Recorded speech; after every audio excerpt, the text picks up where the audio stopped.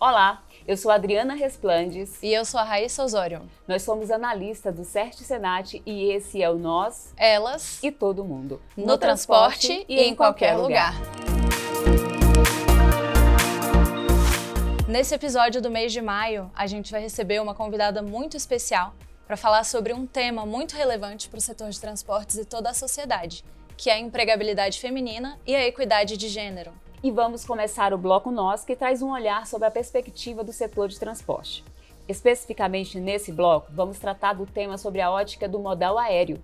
E para isso, nós vamos receber uma convidada muito especial, para entender como as mulheres podem contribuir para as empresas. É isso mesmo, Dri. Vamos juntos então receber Ana Santos de Sá e Benevides, que é chefe de gabinete da Agência Nacional de Aviação Civil, especialista em regulação de aviação civil e servidora da ANAC desde 2010. Ana Benevides é gerente do Programa de Diversidade e Inclusão da ANAC, o ASA para Todos, que reúne um portfólio de projetos diversos voltados ao aumento da participação feminina na aviação, à redução de desigualdades e combate a preconceitos estruturais, e também a promoção de oportunidades de formação e capacitação do setor. Vem pra cá, Ana! Vem pra cá, Ana!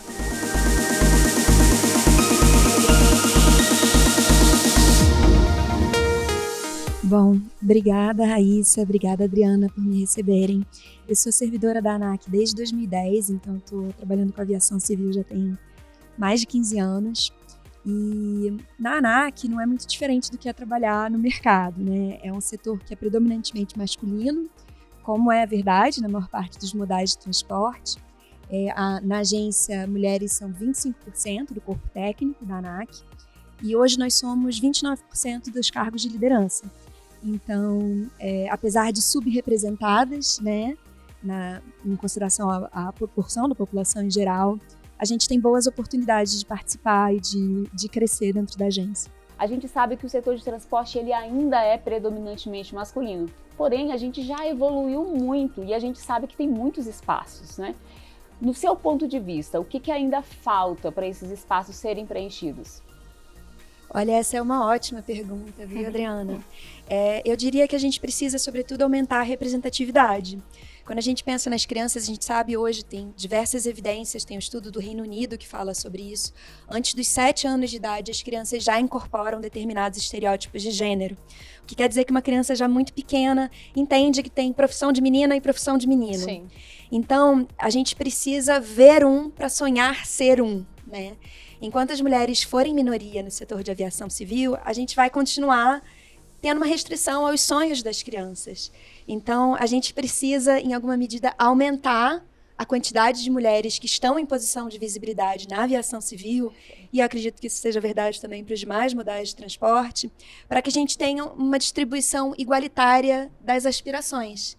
E o que a gente quer com um programa como Asas para Todos, e o SESC Senat é um grande parceiro nosso nesse programa, é que a gente tenha um futuro de céus e de sonhos que possam afetar todas as crianças igualmente. Aproveitando esse seu gancho sobre o Asa para Todos, conta pra gente como que a ANAC tem fomentado a diversidade, tanto internamente na agência, quanto no setor de aviação civil. Eu acho que é importante começar dizendo qual que é o papel da ANAC, né? A ANAC é a agência reguladora, a gente cria regras para a aviação civil, a gente fiscaliza essas regras e a gente tem também um papel de fomento, ou seja, de incentivo, né? Dentro da ANAC, a gente vem pensando um pouco sobre como que a gente pode atuar para fomentar o crescimento sustentável da aviação. Então, assim, o Asas para Todos, ele nasce como um programa estratégico, um programa prioritário da agência, com um portfólio hoje de mais de 30 projetos diferentes e que quer justamente explorar todo o potencial da população brasileira.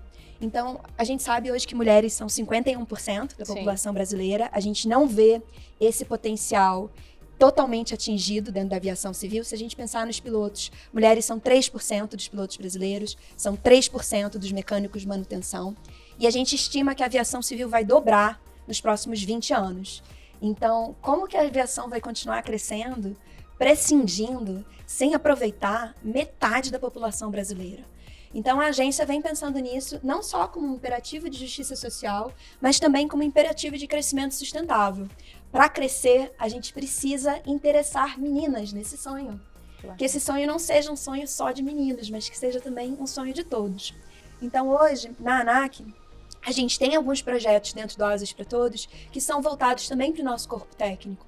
Então, recentemente, no ano passado, nós fizemos um programa de mentoria para futuras lideranças. E a turma piloto foi uma turma integrada por 10 mulheres da ANAC que ocupam posições iniciais de gestão e que a gente quer que no futuro estejam preparadas para assumir mais posições de liderança.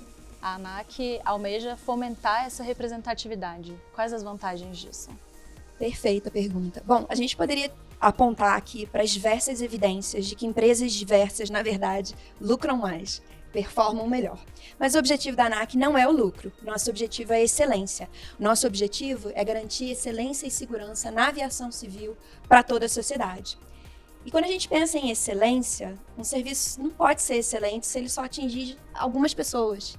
Para ser excelente de verdade, ele tem que ser excelente para todos. Quando a gente tem uma perspectiva diversa, e aqui a gente está falando de diversidade de gênero, Sim. mas a gente poderia estar abordando também outros Raça. aspectos. A gente precisa saber o que importa para as pessoas. A ANAC precisa representar a diversidade do Brasil, porque a ANAC serve a todo o Brasil. Então, o objetivo do Asas não é de maneira nenhuma garantir que tenha maioria de mulheres na aviação civil. Ok. É garantir que a aviação civil tenha a cara do Brasil. Com Diversa. toda a diversidade do Brasil. Diversidade de cor, raça, pessoas com deficiência, pessoas sem deficiências. Sempre representando os nossos propósitos, que é garantir excelência e segurança na aviação. E o Asa para Todos, ele nasceu quando? Como surgiu essa ideia? De onde veio? E quais os impactos que ele já trouxe para a sociedade? O Asas para Todos, ele começou a ser gestado na agência ali em meados de 2023. O que estava acontecendo em 2023? Primeiro, a gente tinha uma grande comoção social em razão de diversos episódios de potencial racismo na aviação brasileira, né? A gente tinha ali diversas notícias. A gente teve a passageira Samantha, que foi inicialmente retirada de um voo depois de se recusar a despachar bagagem. Depois nós tivemos alguns incidentes no canal de inspeção em que pessoas negras se sentiram racialmente selecionadas e não aleatoriamente selecionadas. E naquele momento a agência começou a discutir internamente. Nós que trabalhamos, a gente sabe como o processo de seleção funciona. Uhum. Então a gente sabe que o acionamento é feito por um pórtico, sem intervenção humana, a gente sabe disso. Mas a sociedade não sabe, né? Nós somos os especialistas nisso, a sociedade não sabe. Então, se um passageiro, quando ele passa para um canal de inspeção, ele sente que ele está sendo discriminado, a gente está falhando aqui. E ali a gente começa o início de uma discussão de qual que é o papel da ANAC diante disso. Como que a gente pode garantir que os aeroportos sejam ambientes acolhedores para todos? A população brasileira é 55% negra. 55% negra significa que 55% da população, de acordo com os dados do censo de 2022 do IBGE, que são os dados mais recentes que nós temos, se identifica como sendo preta ou parda. Se essa população não se sente segura num canal de inspeção, se ela não tem segurança de que o procedimento é isento, que ele é imparcial, que ele está seguro ali, a gente pode dizer que a aviação é excelente? Então, nesse início dessa gestão, dessa discussão, desse incômodo, nasce como um incômodo, a gente pensa, a gente pode fazer mais. E então a gente lança o Asas para Todos com um pequeno twist, um pequeno jogo de palavras com a missão da ANAC. Se a missão da ANAC é garantir a excelência e a segurança da aviação civil para todos os brasileiros, a visão do Asas para Todos é garantir a excelência da aviação civil, fomentando a diversidade, equidade e inclusão para passageiros e para profissionais. Ana, aproveitando esse gancho que você está comentando sobre fomentar a diversidade na aviação civil, quais os benefícios para as empresas, né, olhando do ponto de vista da empresa, da organização, no sentido de ter um quadro mais diverso? Então, do ponto de vista da regulação, ficou bastante claro a questão de representatividade, de fortalecimento da presença. E para a empresa, como que você enxerga isso? É curioso, porque no setor da aviação civil, você vê que existe esse consenso de que a gente precisa de mais diversidade. Então, eu poderia, por exemplo, citar na questão da diversidade de gênero, existe um grande compromisso que é liderado pela indústria, não foi uma iniciativa da ANAC, que se chama IATA 25 by 2025. que é um compromisso que as empresas aéreas, os aeroportos, as empresas de manutenção, todo mundo firmou de aumentar a participação feminina em 25% até 2025, ou até o mínimo de 25% em todas as carreiras que têm subrepresentação. Ok. Por que a própria indústria se articula no entorno disso? A gente sabe que a aviação civil vai crescer, a gente quer que a aviação civil cresça, né? A gente sabe que as estimativas dos técnicos estimam aí, vai dobrar, no mínimo dobrar, nos próximos 20 anos. Quem é que vai pilotar essas aeronaves?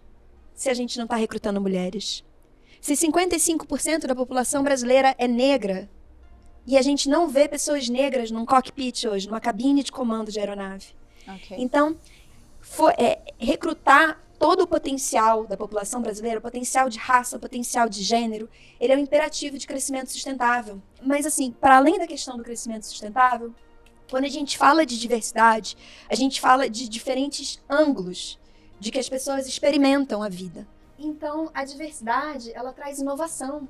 Porque quando todo mundo pensa igual, quando todo mundo teve as mesmas experiências, quando todo mundo caminhou pela vida com as mesmas sensações, a tendência é você gerar produtos homogêneos. O que eu quero dizer com produtos homogêneos? É o produto que só tem um tamanho e que aquele único tamanho serve para todo mundo. Eu, por exemplo, sou uma mulher branca, tenho cabelos pretos e 1,55 m de altura.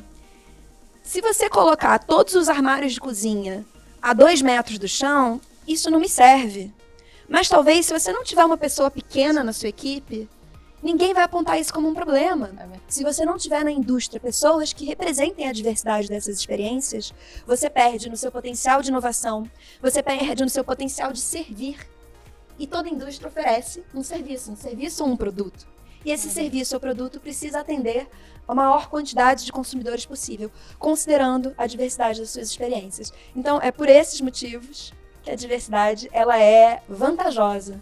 Ela não é só correta do ponto de vista moral, ela traz benefícios.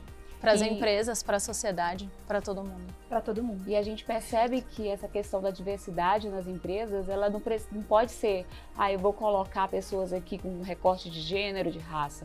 É preciso também que as empresas pensem como gerar essa equidade, porque não é igual. E você bem colocou aí o exemplo do armário. Então não é igualdade, é equidade.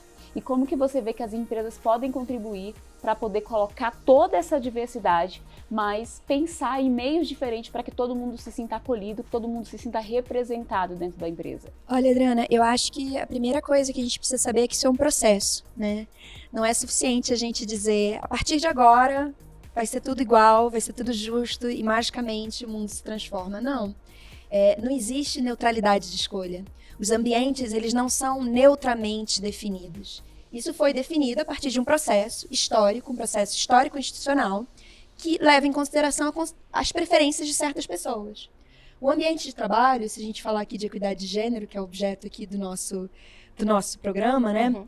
O ambiente de trabalho, ele foi desenhado pensando nas necessidades de um homem que existia até bastante recentemente, com o apoio de uma esposa que ficava em casa, cuidando de todas as tarefas domésticas, e apenas mais recentemente na história, a mulher ingressa no ambiente de trabalho em competição com esse homem. E quando a gente entra no ambiente de trabalho, a gente encontra um ambiente desenhado, não necessariamente para as nossas necessidades, mas para as necessidades dos homens. Um ambiente de trabalho que não leva em consideração, por exemplo, saúde menstrual, que é uma questão para as mulheres, ou pode ser uma questão para as mulheres. Não, muitas vezes não leva em consideração questões de parentalidade. A gente vive numa sociedade em que o ônus da parentalidade, ou seja, os encargos que vêm naturalmente com você ter um ser humano pequeno, que depende de você para a sua sobrevivência, esses encargos ainda são predominantemente assumidos por mulheres na nossa sociedade. Como que o ambiente de trabalho lida com isso? É um processo. Né? A gente está melhor do que a gente esteve há 100 anos atrás. Estamos numa situação igual, em alguns lugares mais perto do que em outros. Eu acho que esse processo ele se faz dando voz a essas minorias. Então, quando você ouve a pessoa sobre o que ela precisa, quando você dá agência ao seu empregado, você quer aumentar a participação feminina no seu setor? Ouça mulheres, o que é importante para as mulheres? O que está impedindo essa mulher na progressão de carreira? Por que você incentiva ela, por exemplo, a se candidatar a um cargo de liderança e ela diz, não quero? Por que ela se seleciona para fora disso? Como que a empresa pode apoiar ela a atingir todo o seu potencial como profissional? E ao atingir todo o seu potencial como profissional, contribuir para a inovação Perfeito. e para o aumento dos lucros da empresa. E aí a empresa cresce, a sociedade cresce. Mas todo é um mundo cresce. processo, é um processo. Deixa eu te fazer a nossa última pergunta. Olhando para essas meninas, que em algum momento a gente vai ter muito mais representatividade no sentido de sonharem em ser pilotos de avião, ser profissionalmente dentro do setor de transportes, especificamente a aviação civil. Bom, eu diria que o que quer que você queira ser, você pode ser na aviação. Eu sou advogada, sou formada também em comunicação social e estou na aviação há 15 anos. Se a gente pensar em grandes líderes, grandes inspirações na aviação, você tem Jaqueline Conrado, cuja formação é de marketing e é hoje representante, country manager, representante da United Airlines no Brasil. Então, assim, você pode querer ser piloto, você deveria poder querer ser o que você quiser, inclusive piloto, inclusive mecânico, inclusive comissária de bordo, por que não? Com certeza. Mas você pode ser advogada, você pode ser engenheira, você pode ser profissional de marketing. O que quer que você queira ser, você pode ser na aviação. E a aviação só vai mudar quando gente como a gente estiver lá para fazer essa diferença. Como gente como você estiver lá para fazer essa diferença. Maravilhoso, Ana, muito obrigada. eu tô encantada. Muito obrigada por ter estado conosco aqui. Eu passaria horas e horas e horas e horas ouvindo você, ouvindo a sua expertise e principalmente a sua sensibilidade a esse tema. Eu que agradeço, Adriana, Raíssa, por me receberem. Queria só dizer que esse trabalho do ASAS, ele não é um trabalho só meu. Ele é um trabalho de um corpo técnico, como eu disse, de mais de 60 servidores que se doam para isso. E que eu acho que traz de verdade o sentido da palavra servir, né? Servir à sociedade. Então, eu retransmito os seus agradecimentos a esses servidores, porque nenhuma andorinha sozinha faz verão. Perfeito. Ninguém trabalha sozinho, né? Ninguém trabalha sozinho. Muito bem. Muito obrigada, Ana. Foi um prazer te receber. Bom, pessoal, no próximo bloco do episódio do mês de maio, a gente segue falando sobre o mesmo tema, equidade de gênero e empregabilidade feminina. Mas a gente vai receber uma caminhoneira maravilhosa, Suelen Lopes, que vai sentar aqui com a gente para conversar um pouquinho sobre os desafios, as conquistas, as belezas de ser motorista nesse nosso Brasilzão afora. Muito obrigada, viu? A gente conta Até a com você. próxima, pessoal. Fiquem conosco. Tchau, pessoal. Até a próxima.